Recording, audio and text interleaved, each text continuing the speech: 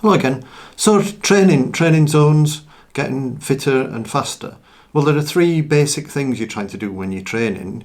You're either trying to be able to do longer, go for longer, run or ride for longer, basically extending your endurance so that you can last a bit longer if you want to do longer events or multi-day events, for example.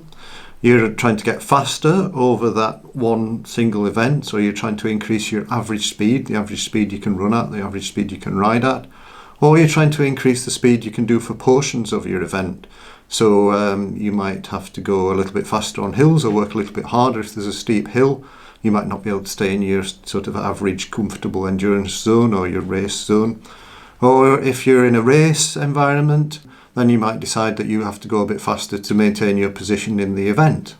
So these things aren't directly related to training zones. The intensity that you can last for a long event and the intensity that you can do to put in a surge in a short burst of energy is going to be in a training zone, but it isn't specific to that training zone, that's specific to you, because once you're above your anaerobic threshold, things become very individual and aren't really tied to training zones. So what are training zones? Well, training zones are basically a almost arbitrary division of intensities that you train at. They're usually tied roughly to the two physiological markers, which is your aerobic threshold and your anaerobic threshold. But these two markers can move independently. You can increase your aerobic threshold without increasing your anaerobic threshold. So as these markers move, the speed that you can go for certain durations changes. And also, I think I've mentioned in previous videos that when you get tired, your FTP will get lower, your anaerobic threshold will get lower, and when you're fresh, it'll be a bit higher. Similarly with your VO2 max and also your aerobic threshold. So because these things can move with your level of fatigue or perhaps with your level of hydration and these types of things, then your training zones would move from day to day or week to week, for instance. This has all been demonstrated by a study on the Vuelta de España over several years. Admittedly, it was looking at elite athletes, but it showed that over the 3 weeks of the event, their FTP, the VO2 max, and the first lactate turning point, their aerobic threshold, all went down throughout the event as they got more and more fatigued.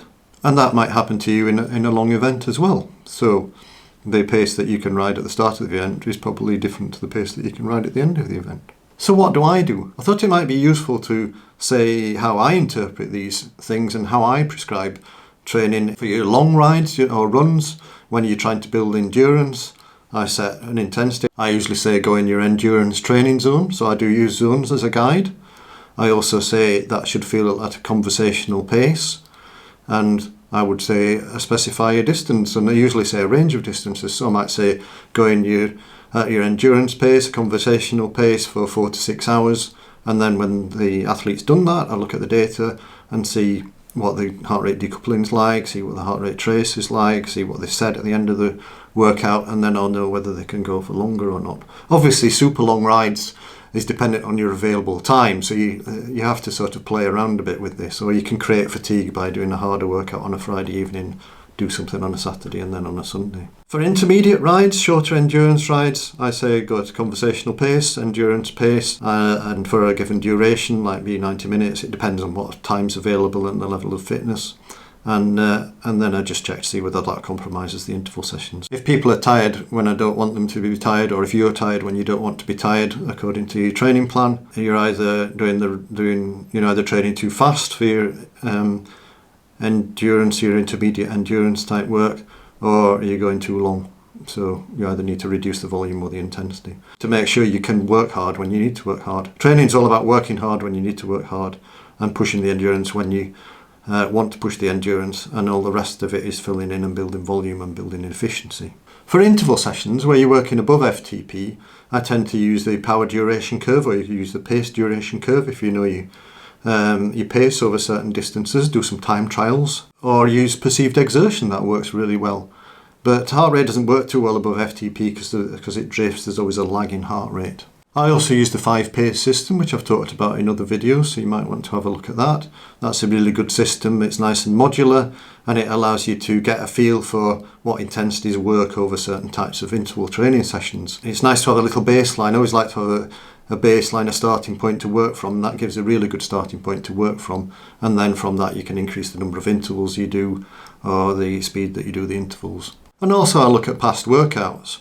So if somebody's found it hard, comments, people have made comments. If you find something that seems like you're totally on your knees at the end of the workout, if you don't want to be, if that's not appropriate for the plan, then you need to reduce the intensity, increase the recovery time, or reduce the duration of the efforts.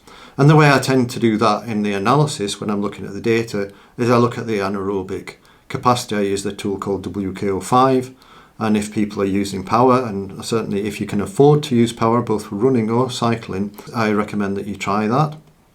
Then you can analyse your interval sessions to see whether you're using up your anaerobic capacity. The models aren't perfect. I've talked about this in previous videos, but they're give you a very good idea of whether somebody might be warming up too hard and therefore they're compromising the workout. They're not getting enough recovery between the efforts, or they're doing the efforts too hard. And knowing that information, that graph, is really useful to make a little bit of tuning to change things. But you don't necessarily need all that data. You just need to use the principles, understand yourself. And the main message here is it's all individual. Long events, you need to build the endurance, look at your heart rate drift. Shorter sessions, endurance sessions where you're just looking to build volume, keep it easy, conversational.